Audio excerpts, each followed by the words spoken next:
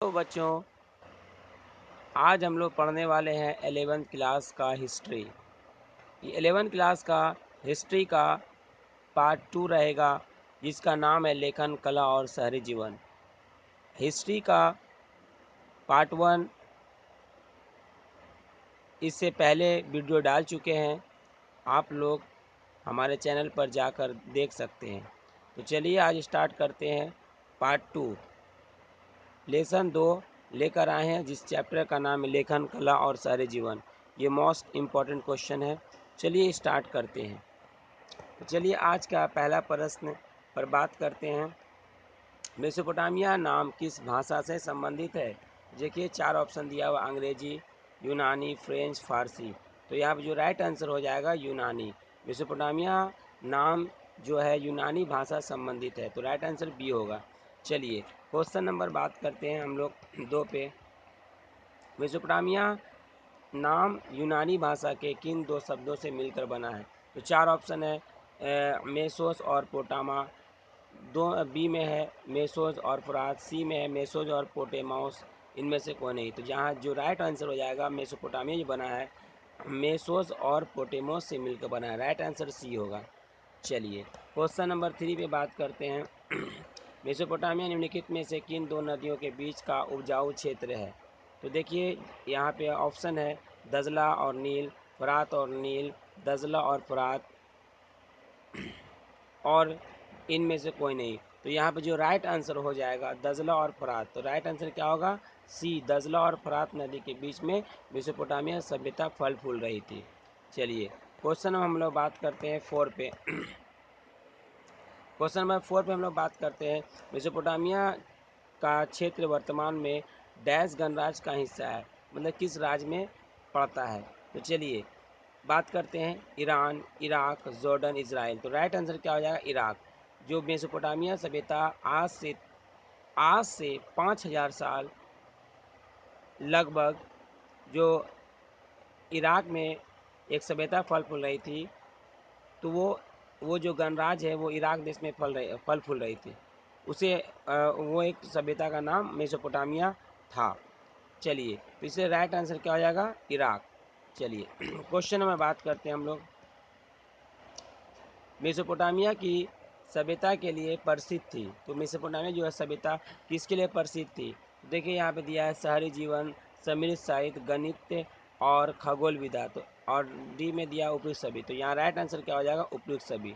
5 का option D होगा। सभी वहाँ पे शहरी जीवन का भी साक्ष्य मिला है, समृद्ध साहित्य का भी मिला है, गणित और खगोल विद्या का मिला है। तो इसलिए राइट आंसर ऑप्शन डी होगा, उपयुक्त सभी।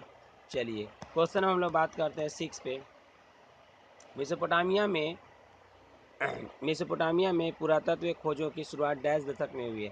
ऑप्शन है 1810, 1820, 1830, 1840। तो राइट आंसर क्या हो जाएगा? 1840 में जो है मेसोपोटामिया पुरातत्व खोजों की शुरुआत हुई।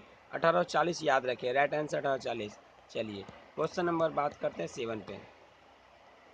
क्वेश्चन नंबर 7 देखिए यहाँ पे दिया गया है, यहाँ पे देखिए दिया गया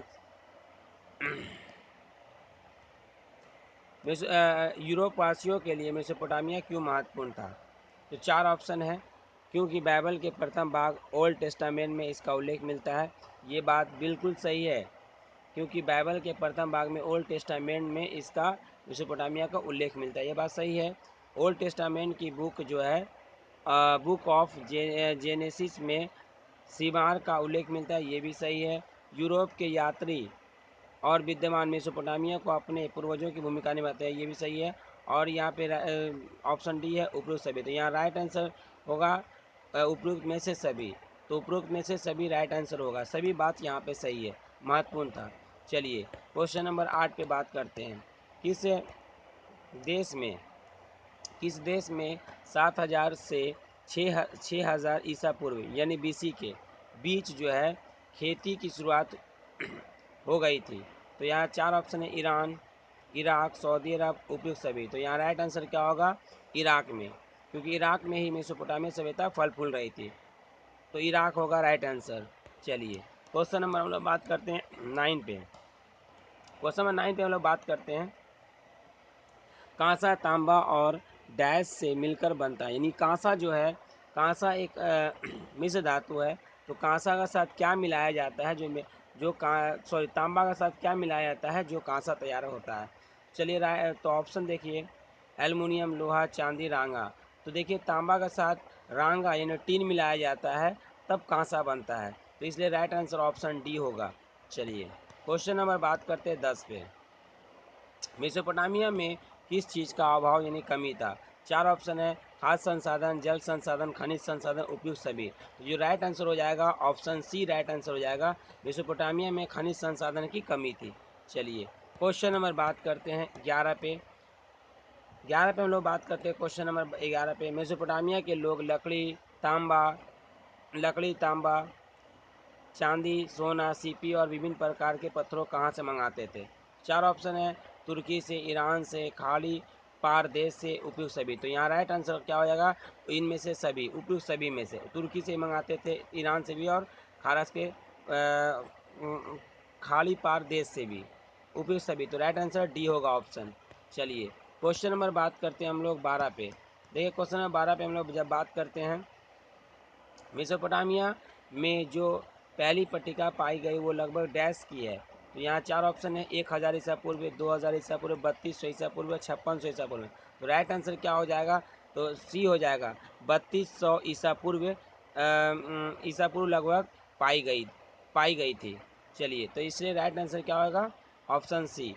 चलिए क्वेश्चन में बात करते हैं 13 पे। मेसोपोटामिया के लोग डैश पट्टिका ऊपर लिखवाया करते थे। तो इसमें क्या, किस पट्टी पर लिखवाया करते थे। तो यहाँ पर देखिए चार ऑप्शन है, तांबे की पट्टी पर, लोहे की पट्टी पर, मिट्टी की पट्टी पर, इनमें से कोई नहीं। तो मिट्टी के पट्टी पर। तो राइट आंसर क्या होगा, ऑप्शन सी मिट्टी के पट्टी पर। इसे गीले मिट्टी में लिख दिया करते थे, और उसे सुखाकर किसी राजा के सामने जो संदेश भेजना होता था, तो उस ज़माने में राजा के द्वारा राजा को संदेश भेजते थे। तो यही है मिट्टी पट्टिका। चलिए क्वेश्चन नंबर बात करते हैं हम लोग 14 पे। मेसोपोटामिया की सबसे पुरानी ज्ञात भाषा कौन सी है। तो देखिए चार ऑप्शन है, सुमेरियन, अक्कादी, अरेमिक, हिब्रू। जो राइट आंसर हो जाएगा ए होगा राइट आंसर। सुमेरियन जो है मेसोपोटामिया की सबसे पुरानी ज्ञात भाषा में से थी। चलिए क्वेश्चन नंबर बात करते हैं 15 पे। क्वेश्चन नंबर 15 देखिए, मेसोपोटामिया में 2400 ईसा पूर्व के बाद धीरे धीरे कौन सी भाषा में सुमेरियन भाषा का स्थान ले लिया।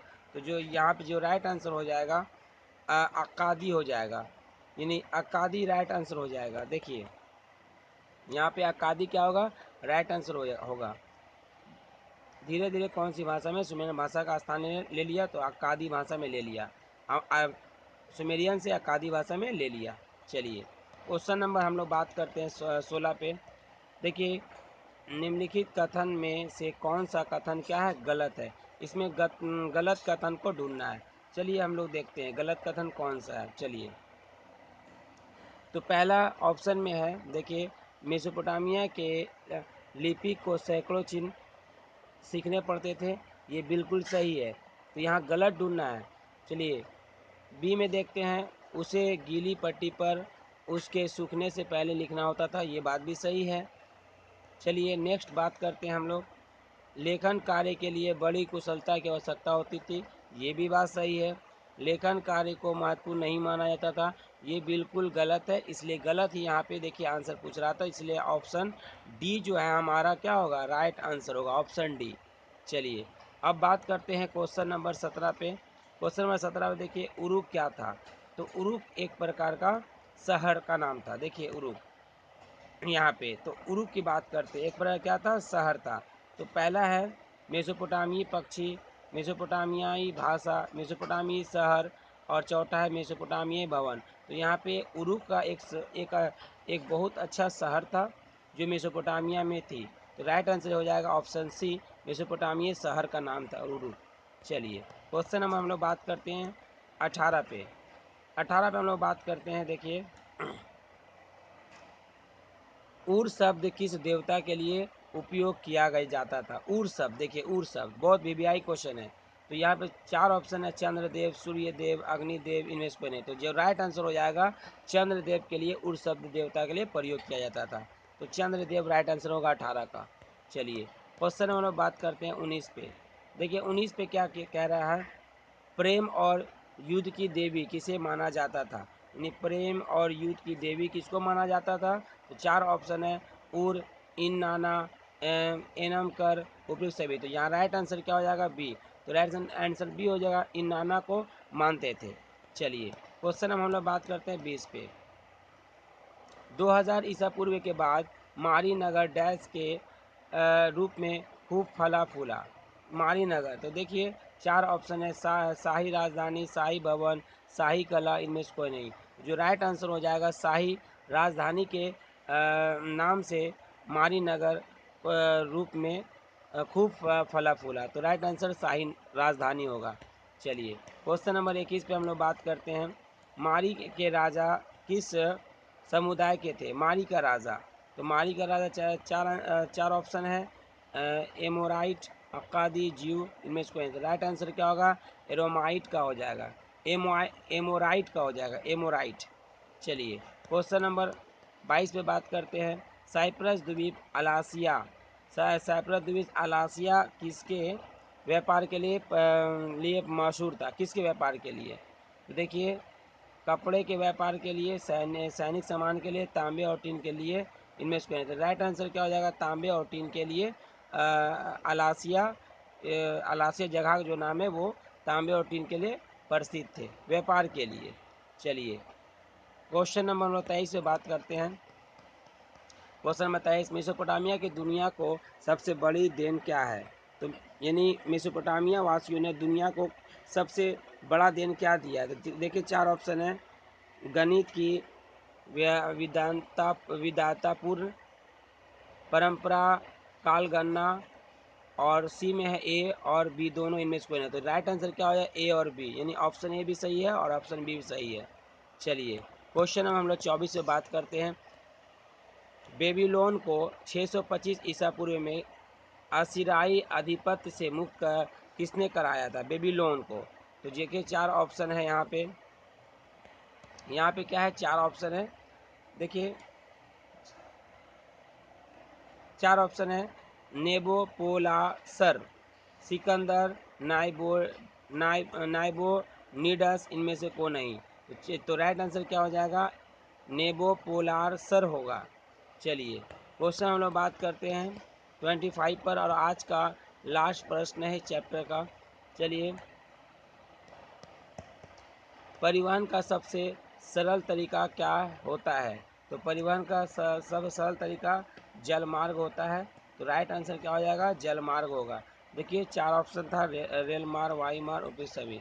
तो मतलब उस ज़माने का मेसोपोटामिया के समय जो है परिवहन का सबसे सरल तरीका क्या होता था या होता है, तो जल मार्ग होता था। क्योंकि उस ज़माने में ना रेल थी, ना ही कोई हवाई जहाज़ था, और उपयोग में सभी, मतलब यहाँ पे सिर्फ जल मार्ग के द्वारा ही एक शहर से दूसरे शहर जाते थे मेसोपोटामिया वासी ने।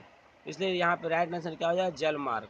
चलिए इस वीडियो में 25 क्वेश्चन लिया गया है, नेक्स्ट वीडियो जरूर लेके आएंगे। जब और हमारे चैनल को लाइक और सब्सक्राइब ज़रूर करें। धन्यवाद, थैंक यू।